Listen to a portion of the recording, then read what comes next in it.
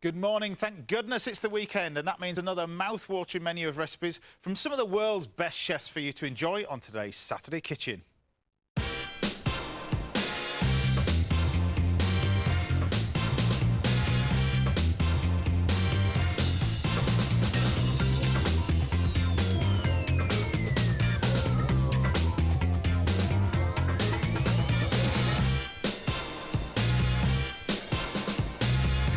Welcome to the show. Cooking live in the studio are two terrific chefs. First up is a new face to Saturday Kitchen. He trained under the watchful eyes of some of the world's greatest chefs, including Pierre Koffman, Guy Savoy and Alain Ducasse. It was no surprise when he opened this place of his own in his native Scotland, even less a surprise that it now hosts a shiny Michelin star above its door. It's Tom Kitchen. And from a chef making his debut on BBC One to one who's celebrating his 25th year as a TV culinary icon. There he is, giggling away. He single-handedly introduced us to the way of the wok with the joys of Chinese cooking. It's always a pleasure to have him with us, especially for Chinese New Year too. It's, of course, Ken Hom. Good morning to you both. Good morning. Morning. So, Ken, what are you cooking for us today? I'm going to do Peking pot stickers, Yeah. which is called hot tip or zaozi, and it's a perfect New Year's dish. These are like a little dumpling, are they? But Yeah, cooked they're unusually. easy. They're crispy on the bottom and steamed on the top. Exactly.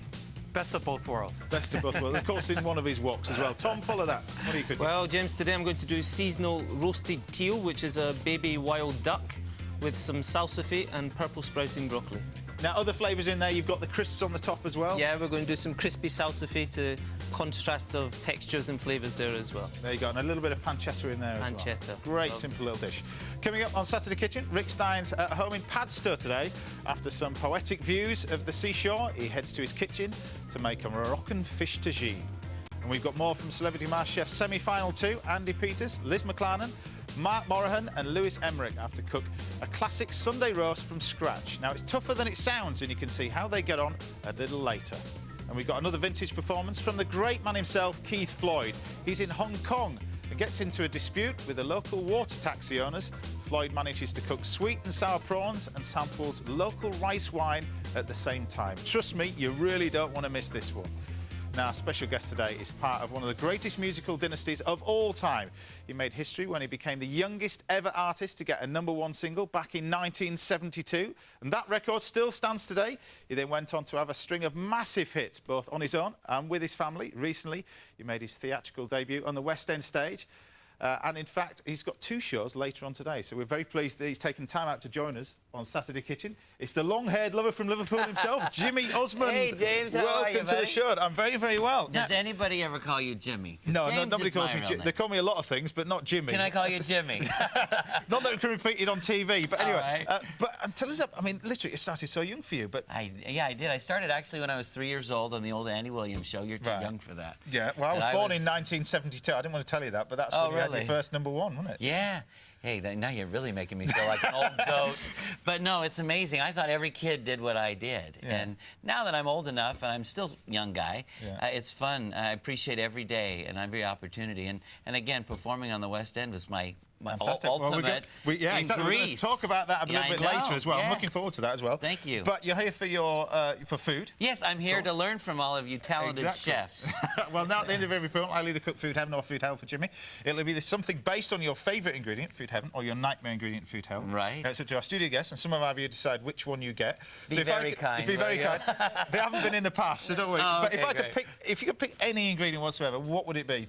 Food Heaven. Food Heaven, you know, the chicken is Right. one of my favorite because you can do so many things with it. It can taste like so many different things. Okay, and- I've never really tried duck, but I might quack up, but I'll try it. Well, little but it's tweetable. Yeah, little tweel. Yes. But literally, tell us about your Food Hell then. What about Food Hell? Well, you know, I don't like smelly things. I don't like, you know, tasting gamey type meat or Yeah. whatever.